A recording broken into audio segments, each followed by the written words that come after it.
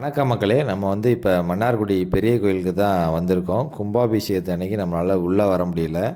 அதனால் இப்போ கொஞ்சம் ஃப்ரீயான பிறகு பார்க்கலான்னு வந்திருக்கோம். இந்த மன்னார்குடி மதில் அழகு அப்படின்னு சொல்கிறதுக்கான அடையாளம் இந்த மதில் தான். ரொம்ப சூப்பராக க்ளீன் பண்ணியிருக்காங்க. இந்தமாரி போர்டெல்லாம் இங்கே வச்சுருக்காங்க. அப்புறம் பார்த்திங்கன்னா மன்னார்குடியோட செங்கமலம் நமக்கு காட்சி கொடுத்துச்சு. செங்கமலத்துக்கு மேட்சிங்காக பார்த்திங்கன்னா 2 சின்ன யானை சிலைகள் முகப்புலேயே வச்சுருக்காங்க. அது ரொம்ப தத்ரூபமாக அழகாக இருந்துச்சு. அப்புறம் பார்த்திங்கன்னா 1000 கால் மண்டபம்னு சொல்கிறாங்க. அது உள்ளே நான் போனதில்லை, அதான் போய் பார்த்தேன். கிட்ட போக போக பெரிய பிரமிப்பாக இருக்குது அதை பார்க்குறதுக்கு. ஒரு தூண்லேயும் பார்த்திங்கன்னா வித்தியாசமான சிலைகளை செதுக்கியிருந்தாங்க. அப்புறம் கோபுரத்துக்கு பெயிண்ட்டை நான் பார்த்தேன்.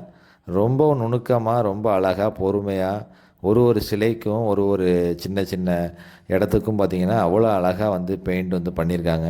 அதை நான் பார்த்து கொஞ்சம் நேரம் ரசிச்சுக்கிட்டே இருந்தேன். ரொம்ப தத்ரூபமாக பண்ணியிருக்காங்க. எவ்வளோ சிலைகள் பார்த்திங்கன்னா ஆயிரக்கணக்கான சிலைகள் இருக்குது. அது மேலே ஒன்றுத்துக்கும் டைம் எடுத்து அழகாக எந்த ஒரு குறைகளும் இல்லாத அளவுக்கு அருமையாக செஞ்சுருக்காங்க. அதை நான் உங்களுக்கு இப்போ காட்டிக்கிட்டு இருக்கேன் பாருங்கள். அப்புறம் பார்த்திங்கன்னா பழைய மாட்டு வண்டியெல்லாம் கொஞ்சம் ரினோவேட் பண்ணி வச்சுருந்தாங்க. அழகாக இருந்துச்சு. இந்த கோயிலுக்கே ஒரு அழகாக இருந்துச்சு. அப்புறம் அங்கங்கே லைட்லாம் வச்சுருக்காங்க. நைட்டில் சூப்பராக இருக்கும். வந்தீங்கன்னா விசிட் பண்ணி பாருங்கள். இந்த வண்டியும் வச்சுருக்காங்க. நன்றி மக்களே.